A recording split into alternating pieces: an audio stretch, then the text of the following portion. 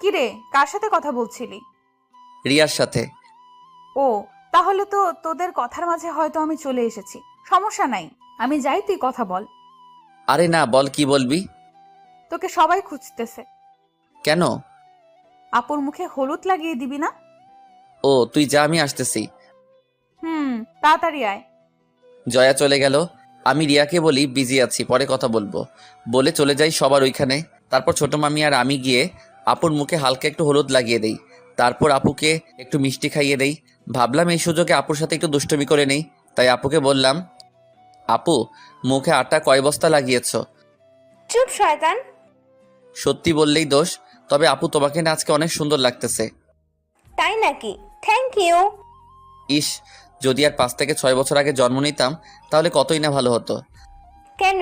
5 বছর আগে জন্ম নিলে কি করতি? 5 বছর আগে জন্ম নিলে তোমার উপরে লাইন মারতে পারতাম, কিন্তু এত ছোট হওয়ায় তাও পারতেছি না। তুই কি যাবি? না আমি এখন তোকে মারবো।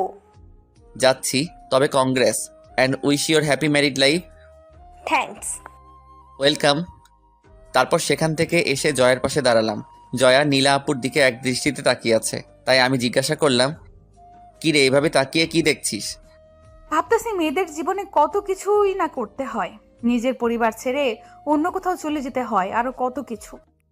তবে তুই চিন্তা করিস না, তোর বেলায় এসব কিছুই হবে না। কেন? কারণ তোর মতো পেতনি আর ফাজিল মেয়েকে কেউ বিয়ে করবে কি না সন্দেহ আছে। তুই আবার শুরু করলি? এবার কিন্তু মার খাবি বলে দিলাম। ওকে, এখন চল কিছু খেয়ে নেই। দুপুরে কি যা খেয়েছিলাম তা সব হজম হয়ে গেছে। হুম। তারপর এভাবে রাতটা কাটিয়ে দিলাম। সকালে আম্মুর ডাকে ঘুম ভাঙলো। উঠে ফ্রেশ হয়ে নাস্তা করে রুমে বসেছিলাম, তখনই কোথায় থেকে জয়া এসে রুমে ঢুকলো। রাজ আয়, তোকে নিয়ে একটা জায়গায় যাব। কোথায় যাবি? আয়, নিয়ে গেলেই দেখতে পাবি। তারপর রেডি হয়ে গেলাম, জয়াকে নিয়ে বেরিয়ে গেলাম। আমাকে নিয়ে মার্কেটে ঢুকলো। ভাবলাম জয়া হয়তো মার্কেট করবে, কিন্তু না, জয়া পার্লারে এসেছে। আমাকে ওয়েটিং রুমে বসিয়ে দিয়ে সে চলে গেল ভিতরে। আমি বসে বসে মোবাইল টিপতেছিলাম, তখনই রিয়ার ফোন আসলো, তাই রিসিভ করলাম। কি খবর জনাব, কেমন আছেন? জি ভালো, আপনি কেমন আছেন? ভালো তো। কালকে হঠাৎ কলটা কেটে দিয়েছিলে কেন? বেশি বিজি ছিলে? কিছুটা মামাতো বোনের গায়ে হলুদ ছিল, তো তাই হলুদ তখন লাগাতে গিয়েছিলাম। ও, তা এখন কি করছো? এই তো ওয়েটিং রুমে বসে আছি। কিসের ওয়েটিং রুমে? জয়া আমাকে নিয়ে পার্লারে এসেছে। সে ভিতরে বসে তার মুখে ময়দার বস্তা লাগাচ্ছে, আর আমি এখানে বসে আছি। ওই, মেকআপকে অপমান করবে না বলে দিলাম। মেকআপকে যদি আরেকদিন আটা ময়দা বলতে শুনেছি তাহলে তোমার খবর আছে বলে দিলাম। তার মানে তুমিও মেকআপ প্রেমী? হুম। তা ময়দা না মেকআপ যে বলো, এগুলো দিয়ে কি রুটি বানিয়ে খাওয়া যাবে? বিয়ের পর প্রতিদিন বানিয়ে খাওয়াবো আপনাকে। ওকে। তাড়াতাড়ি ঢাকায় আসো, ভালো লাগছে না তুমি গ্রামে থেকে। এখনো না দেখেই এত অস্থির হয়ে যাচ্ছ? আল্লাহই জানে বিয়ের পরে কি করো। তখন কলিজের সাথে বেঁধে রাখবো তোমাকে। দেখা যাবে। ওকে, ভালো থেকো, আম্মু ডাকছে। ওকে, বাই। বাই। তারপর ফোনটা রেখে দিয়ে আবার গেম খেলতে লাগলাম। 10 মিনিট পর জয়া বেরিয়ে আসলো। তারপর জয়াকে নিয়ে বাসায় চলে আসলাম। বিয়ে বাড়ি ফুটে উঠেছে চারদিক। রুমে গিয়ে শাওয়ারে চলে গেলাম। দুপুরে বাহিরে বসেছিলাম, তখনই জয়া বাহিরে আসলো। জয়ার দিকে নজর পড়তেই হা হয়ে গেলাম। জয়া সাজলে যে এত সুন্দর লাগে তা আজকে দেখতেছি। তার উপর আবার শাড়ি পরেছে। হাই খোদা, মেয়েটা তো পরীর সাথে পাল্লা দিতে পারবে। শুধু আমি না, বিয়ে বাড়ির সবাই জয়ার দিকে হা করে তাকিয়ে আছে। জয়া আমার সামনে এসে দাঁড়িয়ে জিজ্ঞাসা করলো, কিরে, কেমন লাগছে আমাকে? আগে এটা বল, আটার দাম কি কমেছে নাকি? তুই মানুষ হবি কবে? তুই এত সেজেছিস কেন? বিশেষ কেউ আসবে নাকি আজকে? আপুর বিয়েতে আমি সাজবো না তা কি হয় নাকি? এত সেজে একটা কাজ এগিয়ে নিয়েছিস। সেটা কি? তোর বিয়েটা মনে হয় এবার তাড়াতাড়ি হয়ে যাবে, কারণ যেভাবে সেজেছিস কেউ না কেউ পছন্দ করেই যাবে, দেখিস। ধুর, এসব ফাউল কথা। আয়, ওইদিকে গিয়ে বসি। তারপর আমি আর জয়া গিয়ে একটা গাছের নিচে বসে রইলাম। তখনই আমার নজরে পড়ল ওই দিন রিক্সা আটকানো ছেলেটা। জয়াকে ছেলেটাকে ইশারা করে দেখালাম। ছেলেটা জয়ার দিকে হা করে তাকিয়ে আছে। জয়া ওর চাওয়া দেখে আমার কাছে এসে আমার হাতটা জড়িয়ে ধরে আমার কাঁধে মাথা রাখলো। আমি চুপ করে মোবাইল টিপতে লাগলাম। ছেলেটার দিকে নজরটা তুলে তাকিয়ে দেখি ছেলেটার মুখের 12টা বেজে গেছে। আমি আস্তে করে বললাম, জয়া, বাসার সবাই এদিকেই আছে, কেউ যদি দেখে ফেলে কি হবে বলো তো? থুর, কিছুই হবে না, তুই চাপ নিস না। এই ছেলেটা হয়তো আজকের পর থেকে আর আমার দিকে ফিরেও তাকাবে না। তাই বলে এসব? চুপ করে বসে থাক। ছেলেটা চলে যাওয়ার পর দুজনে মিলে হাসতে লাগলাম। তারপর বিয়ের কাজটাও শেষ হয়ে গেল। তবে খেয়াল করলাম কিছু ছেলে জয়াকে ফলো করতেছে, ওর সাথে কথা বলার সুযোগ খুঁজতেছে, কিন্তু আমাকে দেখে আর সাহস করতে পারতেছে না। জয়া আমার সাথে এমনভাবে লেগে আছে যে কেউ ভাববে আমরা গার্লফ্রেন্ড বয়ফ্রেন্ড। জয়া মেয়েটা গ্রামে থেকে এমনিতেও অনেক মডার্ন, কেউ সহজে বুঝতে পারবে না যে জয়া গ্রামে থাকে। জয়াকে শহরের মেয়েদের মতোই দেখতে। যাক, প্রায় সন্ধ্যার দিকে পাত্রপক্ষ নীলা আপুকে নিয়ে চলে গেল। সবাই কিছুটা মন খারাপ করে বসে আছে। এইভাবে রাতটা কাটিয়ে দিলাম। সকালে আম্মুর ডাকে ঘুম ভাঙলো। উঠে ফ্রেশ হয়ে গিয়ে নাস্তা করে নিলাম। তারপর আবার রুমে এসে বসে বসে মোবাইল টিপতে লাগলাম। তখনই জয়া রুমে আসলো। রাজ, তোর কি এখন কোনো কাজ আছে? না, কেন? তাহলে চল কোথাও গিয়ে ঘুরে আসি, ভালো লাগছে না। এখন না, বিকালে গেলে ভালো হয়। ওকে। বলেই জয়া চলে গেল। বিকেলে আমি আর জয়া চলে গেলাম ঘুরতে গেলাম সেই নদীর পাড়ে। প্রায় সন্ধ্যার পরে বাসায় আসলাম। এভাবে কেটে গেল 5-6 দিন। আমি আর জয়া বিকালে মার্কেটে গিয়েছিলাম কিছু কাপড় কিনতে। তখনই আম্মু ফোন দিয়ে বলল জয়াকে নিয়ে তাড়াতাড়ি বাসায় যেতে। তারপর জয়াকে নিয়ে বাসায় চলে গেলাম। গিয়ে দেখি বাসার সবার মুখে কেমন যেন একটা হাসি ফুটে আছে। আমি আর জয়া কিছু না বুঝে ভিতরে যেতেই আম্মু বলল, জয়া যা, তুই গিয়ে রেডি হয়ে আয়। কেন আন্টি? তুই গিয়ে রেডি হ, আমি এসে তোকে সব বলবো। জয়া ভিতরে চলে গেল। তাই আমি আম্মুকে জিজ্ঞাসা করলাম, কি হয়েছে আম্মু? জয়াকে পাত্রপক্ষ দেখতে আসতেছে। কি, এত ছোট মেয়েকে ওরা বিয়ে দিয়ে দিবে? আরে বিয়ে দেবে না, পাত্রপক্ষ জয়াকে দেখে যাবে আজকে। তারপর একদিন সময় করে জয়াকে এঙ্গেজমেন্টের রিং পরিয়ে দিয়ে যাবে। তারপর জয়ার পড়ালেখা শেষ হলে বিয়ে হবে। এসবের কি দরকার? একেবারে পড়ালেখা শেষ করার পরেই তো এসব করলে হয়। আরে এঙ্গেজমেন্ট করানোর কারণ হলো আর কেউ যেন জয়ার বিয়ের প্রস্তাব না নিয়ে আসতে পারে, সেই জন্য। আমার ভাই জিজা সুন্দরী, তাতে সবার নজর পড়তেই পারে, তাই সেসব নজর আটকে ওরা আজকে জয়াকে দেখে যাবে। তারপর কয়েকদিনের ভেতর এঙ্গেজমেন্টের রিং পরিয়ে দেবে। ও, তাহলে তো ভালোই। আচ্ছা তুই থাক, আমি গেলাম। আম্মু চলে যাওয়ার পর আমি রুমে গিয়ে ফ্রেশ হয়ে জয়ের রুমে গেলাম। গিয়ে দেখি জয়া সাজতেছে মন খারাপ করে। কি হয়েছে, এমন মন খারাপ করে বসে আছিস কেন? আচ্ছা, এই বয়সে এঙ্গেজমেন্ট করানোর মানে হয়? আমি নীলাপুর বিয়ের দিনই তোকে বলেছিলাম যে এত সাজিস না, বিপদ হবে। হলো তো বিপদটা। থুর, এখন কি করব এটা বল। তুই জানিস তোর মন কি বলে। দেখি কি হয়, সময় সবকিছু বলে দিবে। এটাই। আচ্ছা তুই থাক, আমি গেলাম। গিয়ে দেখি বাহিরে কি হচ্ছে। তারপর বাহিরে এসে দেখি সবাই নাস্তা তৈরি করতেছে পাত্রপক্ষের জন্য। আমি বসে বসে ওনাদের সব আয়োজন দেখতে লাগলাম। কিছুক্ষণ পর কয়েকজন লোক আসলো বাসায়। বিশেষ করে পাত্রটা অনেক সুন্দর। আমি ওনাদের এখান থেকে জয়ার কাছে গেলাম। জয়া, তোর তো কপাল খুলে গেল। মানে? ছেলেটা দেখতে স্মার্ট আর অনেক কিউট। ধুর, বক বক করিস না। ছেলে রাজপুত্র হলেও আমি এখন এসব পড়তে পারবো না। এটা তোর ব্যাপার, তুই থাক, আমি গেলাম। বলে সেখান থেকে চলে আসলাম আবার ড্রয়িং রুমে। এসে আবার ওনাদের সাথে বসে রইলাম। কিছুক্ষণ পর জয়াকে নিয়ে আসা হলো ওনাদের সামনে। সবাই দেখে পছন্দ করলো। যাক, পছন্দ হয়েছে এটা শুনেই খুশি হলাম। ওনারা বাসায় গিয়ে এঙ্গেজমেন্টের তারিখ জানিয়ে দিবে বলে ওনারা চলে যায়। জয়া নিজের রুমে চলে যায় আর আমি নিজের রুমে। রাতে খাওয়া দাওয়া শেষ করে বসেছিলাম, তখনই জয়া রুমে আসলো। মুখটা ভার করে আছে, তাই জিজ্ঞাসা করলাম, কি রে, কি হয়েছে, এমন মুখ করে আছিস কেন? ওইটা নিয়েই। ও, আরে সমস্যা কোথায়? এখন তো ব্যাস এঙ্গেজমেন্ট করে রাখবে, তোর যখন মন চাইবে তুই বিয়ে করে ফেলবি। আর ছেলেও তো দেখতে কত সুন্দর। জয়া কিছু না বলে রুমে চলে গেল। আমিও আর বেশি রাত না জেগে ঘুমিয়ে গেলাম। সকালে আম্মুর ডাকে ঘুম ভাঙলো। উঠে ফ্রেশ হয়ে নাস্তা করে নিলাম।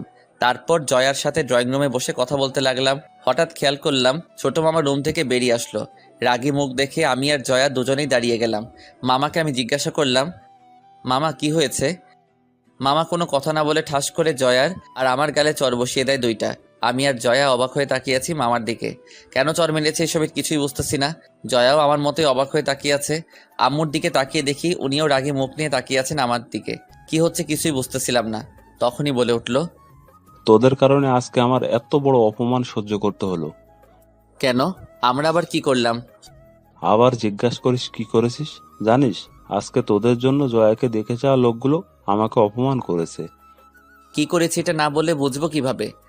তারপর মামা যা বলল তা শোনার জন্য আমি আর জয়া দুজনেই প্রস্তুত ছিলাম না, কারণ মামা বলে উঠল, তোরা দুজন দুজনকে ভালোবাসিস, এটা বললে কি আমরা তোদের মেরে ফেলতাম নাকি ফাঁসি দিতাম? যে কথাটা তোরা আমাদের সবার থেকে লুকিয়ে রাখলি। মামার কথা শুনে আমার মাথা ঘুরে গেল। কি বলছে এসব মামা? জয়ার দিকে তাকিয়ে দেখি জয়াও সেম ভাবে শক খেয়েছে মামার কথায়। তখনই মামা আবার বলে উঠল, তোরা তোদের পার্সোনাল লাইফে কি করেছিস তা আমরা কেউ জানি না, অথচ বাইরের একটা ছেলে সারা গ্রাম ছড়াচ্ছে কথাটা। কে কি বলে বেড়াচ্ছে আমাদের নামে? কেন তুই রিয়াদকে বলিসনি যে তোদের মাঝে কি হয়েছে? না হলে সেটা রিয়াদ জানলো কিভাবে? বুঝলাম না এখানে মামা কি বলছে, সব আমার মাথার উপর দিয়ে যাচ্ছে। তাই জিজ্ঞাসা করলাম, মামা এই রিয়ারটা কে? তোরা তাকে তোদের লাইফে কি হয়েছে না হয়েছে এসব সব বলে এসেছিস। আমি এবারও কিছু না বুঝে জয়ের দিকে জিজ্ঞাসার দৃষ্টিতে তাকাতেই জয়া বলে উঠল, রিয়াদ হলো ওই দিন আমাদের রিকশায় যে আটকে ছিল, সে হলো রিয়াদ। এবার মাথায় হালকা কিছু ঢুকেছে, কিন্তু এসবের সাথে জয়াকে দেখতে আসা লোকগুলোর কি সম্পর্ক এসব ভাবতে লাগলাম। তখনই মামা বলে উঠল, ওই ছেলেটা জয়াকে দেখতে আসা লোকগুলোকে উল্টো পাল্টা বলে দিয়েছে, আর ওরা আমাকে অনেক কথা শুনিয়েছে। তোদের এসবের কি দরকার ছিল? আমাদের বললে কি আমরা তোদের মেনে নিতাম না? আর ওই ছেলেটা সারা গ্রাম জয়ার নামে বদনাম ছড়াচ্ছে। মামা আপনি। আমি আর কিছু বলার আগেই মামা তার রুমে চলে গেল। আস্তে আস্তে সবাই নিজের রুমে চলে গেল। এখন ড্রয়িং রুমে আমি আর জয়া দাঁড়িয়ে আছি। জয়াও কান্না করতে করতে তার রুমে চলে গেল। তারপর আমিও নিজের রুমে গিয়ে কিছুক্ষণ আগের সব কথাগুলো নিজের মনে গোছাতে লাগলাম। তারপর ভাবলাম এখন রিয়ার সাথে কথা বলে মনটা হালকা করি। এই ভেবে রিয়ার নাম্বারে কল দিতে দেখি রিয়া আমাকে ব্লক লিস্টে ফেলে দিয়েছে। আমি বেশি কিছু না ভেবে মেসেঞ্জারে গেলাম নক দেওয়ার জন্য, কিন্তু ওর আইডি খুঁজে পেলাম না। তারপর ফেসবুকে গিয়ে ওর আইডি খুঁজে পাচ্ছি না। বুঝতে বাকি রইল না রিয়া তার আইডি ডিসেবল করে দিয়েছে। টুইটার, ইমো সহ সব ইন্টারনেট ওয়েবসাইট থেকে রিয়া আমাকে ব্লক করে দিয়েছে। মাথাটাও এবার কাজ করা বন্ধ করে দিয়েছে। রিয়া হঠাৎ এমন করলো কেন এটাই ভেবে পাচ্ছি না। মামার ঘটনাটা বাদ দিয়ে এবার রিয়ার এমন আচরণ দেখে আমি অবাক হয়ে গেলাম। আর কিছু ভাবতে পারছি না আমি। মাথা ব্যথা করতেছে আমার, তাই ওষুধ খেয়ে শুয়ে রইলাম আমি। প্রায় 1 ঘন্টা পর আম্মু, আব্বু, বড় মামা, ছোট মামা সহ কম বেশি সবাই আমার রুমে আসলো। আমিও উঠে বসলাম। সবাইকে দেখে সবাই এসে আমার আশেপাশে বসলো। তখন বড় মামা বলে উঠল, রাজ, তুই যে জয়াকে ভালোবাসিস এটা আমাকে বা তোর ছোট মামা অথবা তোর আব্বু আম্মুকে বললে কি তোদের কোনো ক্ষতি হতো নাকি? আমরা বলতাম যে তোরা এমন কিছু করিস না, তোদের ভালো খারাপ বোঝার বয়স হয়েছে, তাই হয়তো তোরা দুজন দুজনকে ভালোবেসে ফেলেছিস। আমি ওনার কথার আগা মাথা কিছুই বুঝলাম না, তাই জিজ্ঞাসা করলাম, মানে কি মামা? এবার আমার ভাতিজিকে তোমার হাতে তুলে দেওয়ার সময় হয়ে এসেছে, তাই তৈরি হয়ে নাও বিয়ে করার জন্য। কি? বড় একটা শক খেলাম ওনাদের কথা শুনে। কি না জি, আগামী শুক্রবার তোমাদের দুজনকে সারা জীবনের জন্য এক করে দেয়া হবে। আমি মামার কথা শুনে আম্মু আব্বুর দিকে তাকিয়ে দেখি ওনারাও খুশি মনে বিয়েটা করাতে চায়। আমি জিম মেরে মামার কথাগুলো ভাবতে লাগলাম। সবাই নিজের মতো চলে গেল। সবার শেষে আব্বু আম্মু যাওয়ার সময় আমি ওনাদের ডাক দিয়ে আমার রুমে বসতে বলি। আব্বু জিজ্ঞাসা করলো, কিরে, কি হয়েছে তোর? তোমরা সবাই কি শুরু করেছো? আমি জয়াকে ভালোবাসি, এটা তোমাদের কে বলেছে? মানে? আম্মু, আমি অন্য কাউকে ভালোবাসি। জয়া হলো আমার ফ্রেন্ড, আর তোমরা আমাকে না জানিয়েই আমার বিবাহ ঠিক করে ফেলেছো। এটা কোন ধরনের কথা? তাহলে ওই ছেলেটা যে এসব কথা বললো? আসলে আব্বু ওই দিন। তারপর তাদের সবকিছু খুলে বললাম। আব্বু আম্মু আমার কথা শুনে হাঁ করে তাকিয়ে আছে। কি বলবে হয়তো বুঝতেছে না। অবশেষে আব্বু বলে উঠল, বুঝলাম, কিন্তু তুই যে মেয়েটাকে পছন্দ করিস সে কে? তার নাম রিয়া। তো কোথায় থাকে, কি করে? কোথায় থাকে তা জানি না, তবে এবার সে নাকি ইন্টার পরীক্ষা দিয়েছে। কোথায় থাকে জানিস না মানে? আচ্ছা, মেয়েটার একটা ফটো দেখা। ফটো তো নেই আমার কাছে আম্মু। আচ্ছা, মেয়েটাকে একটা কল দে, আমি কথা বলবো মেয়েটার সাথে। ফোনটা হাতে নিতেই মনে পড়লো রিয়ার সাথে যোগাযোগ করার সব রাস্তা বন্ধ। কি করব এখন? তখন আম্মু বলে উঠল, কি হলো, কল দিচ্ছিস না কেন? আম্মু, রিয়ার সাথে কোনো যোগাযোগ করতে পারতেছি না। সোশ্যাল সাইট থেকে ব্লক করে দিয়েছে আমাকে। তাহলে ওর বাসার নাম্বারে কল দে। ওর বাসার নাম্বার তো নেই। মানে কি? আচ্ছা, তুই ওই রিয়া মেয়েটাকে দেখেছিস তো নাকি?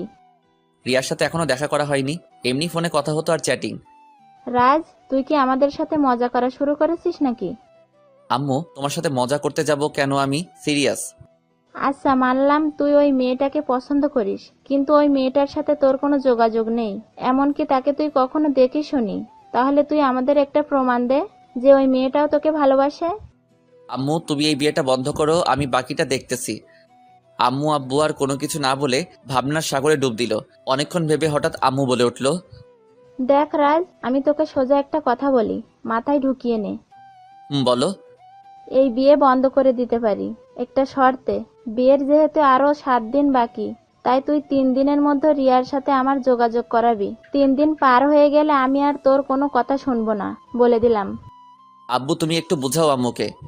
তোর আব্বু কি বুঝাবে? প্রথমত তুই যদি ওই মেয়েটাকে দেখতি তাহলে একটা কথা ছিল, তার থেকেও বড় কথা হলো এই পরিবারের মান সম্মান নিয়ে তোরা জেনে হোক বা না জেনে হোক টান দিয়েছিস। এখন তোর কাছে দুটো রাস্তাই খোলা আছে, দেখ তুই কি করবি। 2 রাস্তা মানে?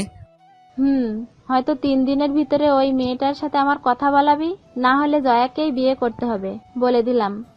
আম্মু তুমি এমন করে আমাকে কথা বলতেছো?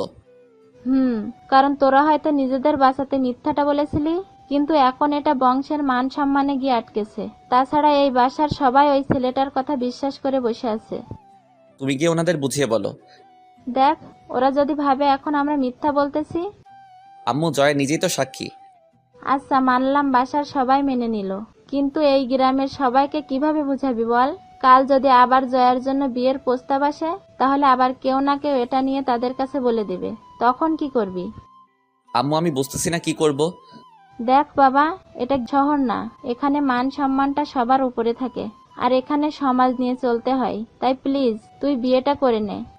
তোমরা যাও, এখন আমার মাথা ব্যথা করতেছে। আব্বু আম্মু আর কিছু না বলে চলে গেল। আমি দরজা লাগিয়ে দিয়ে এসে ভাবতে লাগলাম, কি হচ্ছে এসব আমার সাথে? কিছুই বুঝতেছি না। ভাববো কোনটা নিয়ে এটাও বুঝতেছি না। রিয়া কেন এমনটা করলো এটা নিয়ে ভাববো নাকি বিয়ের কথাটা নিয়ে ভাববো কিছুই বুঝতেছি না। এসব ভাবতে ভাবতে কখন যে ঘুমিয়ে গেলাম তা নিজেও জানি না। ঘুম ভাঙলো দরজায় কারো নক করার আওয়াজে। উঠে দরজা খুলে দেখি আম্মু খাওয়ার জন্য ডাকতেছে। তারপর ফ্রেশ হয়ে গিয়ে খাওয়া দাওয়া করে রুমে চলে আসলাম। বিকেলে ছাদে গেলাম, গিয়ে দেখি জয়া এক কোণে দাঁড়িয়ে আছে। তাই জয়ার কাছে গিয়ে দাঁড়ালাম। জয়া আমাকে দেখে বলে উঠল, রাজ সরি, আমি আসলে বুঝতে পারিনি যে ওই কথা এমন একটা প্রভাব ফেলবে। ধুর বাদ দে পুরোনো কথা, আর এখন কি করব সেটা নিয়ে ভাবতে হবে। তুই একটা কাজ করলে পারিস রাজ। কি কাজ? তুই আজ রাতে পালিয়ে ঢাকায় চলে যা, এদিকটা আমি সামলে নিব। ওই তুই কি বলতেছিস এসব? পরে সবার কাছে মুখ দেখাবো কিভাবে আমি? তো এখানে পড়ে থেকে কি আমাকে বিয়ে করবি নাকি? দেখি, কিছু একটা তো করতেই হবে, এভাবে চলতে দেওয়া যাবে না। আচ্ছা রিয়া কি বলে? আর বলিস না, সকাল থেকে সবকিছু থেকে ব্লক করে রেখেছে আমাকে। কিন্তু কেন? জানি না রে, এখন কি করব তাও মাথায় আসছে না। তার উপর আবার আম্মুর এমন শর্ত, মাথাটা খারাপ হয়ে যাবে আমার। কেন, আন্টি আবার কি শর্ত রেখেছে?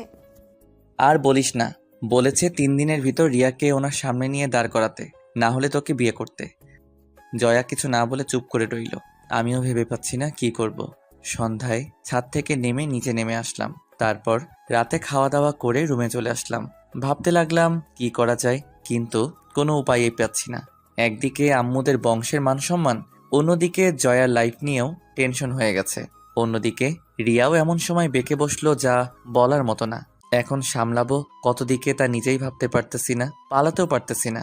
কারণ পালালে মনে করবে জয়ার সাথে সব করে যখন বিয়ের কথা আসলো তখনই পালিয়ে গেছি। এখন গ্রামের মানুষকে কিভাবে বোঝাবো যে আমার মনে আসলে কি? শালার নিজেকে এখন মনে হচ্ছে গালি দিতে। কেন যে গ্রামে আসতে গেলাম তা ভেবে পাই না। বিয়ে দেখতে এসে নিজেই ফেসে গেলাম। হাজারো চিন্তা নিয়ে কখন যে ঘুমিয়ে গেলাম তা নিজেও জানি না। এভাবে কেটে গেল 3 দিন। বিকেলে আম্মু রুমে আসলো। কি রে রাজ, রিয়া মেয়েটার কোনো খোঁজ পেলি? না আম্মু। তাহলে আর কি করবি বল, এখন জয়াকে বিয়েটা করে নে। আম্মু প্লিজ তুমি কিছু একটা করো। কাল থেকে বিয়ের সব কাজ শুরু হবে, তাই প্লিজ এসব বাদ দিয়ে নর্মাল হয়ে নে, তোর জন্যই ভালো হবে।